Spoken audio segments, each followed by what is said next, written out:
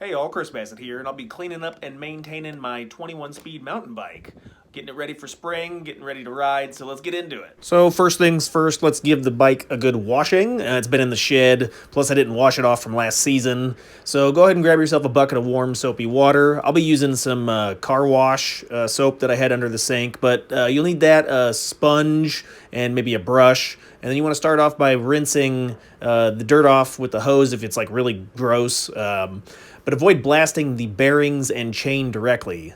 You'll want to clean and lubricate that later. But you'll want to go ahead and scrub off the frame, wheels, drivetrain, and the chain. When you've got all the grime off, go ahead and rinse it off and then dry it with a rag. If you dry it, you can either throw it out in the sun if there's breeze, or with a towel. That'll help prevent rust. I like to flip the bike upside down so it balances on the handlebars and the seat, and then you can check the drivetrain. So this will be the heart of your 21 speed. Check the chain for any rust or stiff links. If it's good, lube it up with a bike-specific chain lube. Wipe off excess so it doesn't attract any dirt. You want to check the cassette and the chain rings for worn teeth. If they're shark fin shaped, they may need replacing. Then you want to shift through all the gears to make sure it's not skipping or sluggish. I like to do that when I'm actually riding the bike.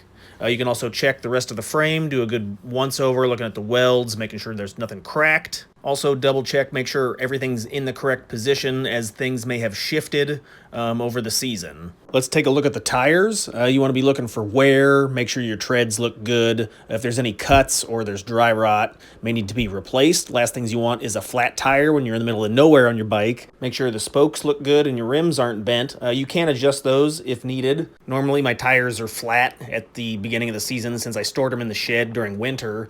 So go ahead and check the sidewall, and it should give you an approximate PSI you're looking for.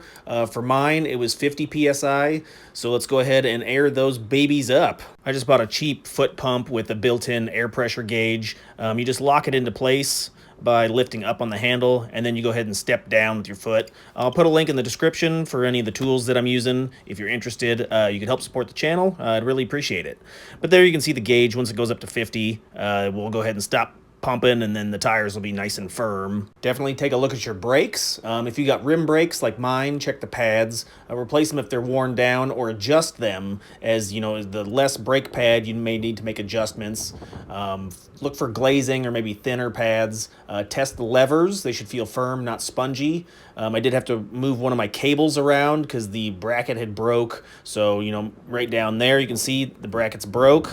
And so we'll be working on that, get that ready to go. But if everything's looking good, you can adjust the cable tension, and then, you know, keep in mind, safety first. Brakes are really important. I also like to double check all my bolts and components, so I grab a Allen key. That way I can check the bolts, stems, handlebars, seat post, everything. Things can loosen up over the winter. Give the pedals a spin, make sure they move freely. You also want to check the headset and bottom bracket. The idea here is to make sure the bike still size fits you, and that way you can adjust it at home with tools as opposed to out in the field. So we're checking the brakes here. Looks like they're nice and tight. Let's take a look at the 21 gears. Make sure you shift through every one of them. Now you have to be pedaling the bike, obviously, which I like to do on a test ride, but you want to make sure it's smooth. You can also adjust the derailleur. You can use the barrel adjuster on the rear derailleur to dial in the tension. Clockwise if it's hesitant to shift up, counterclockwise if it's slow to go down.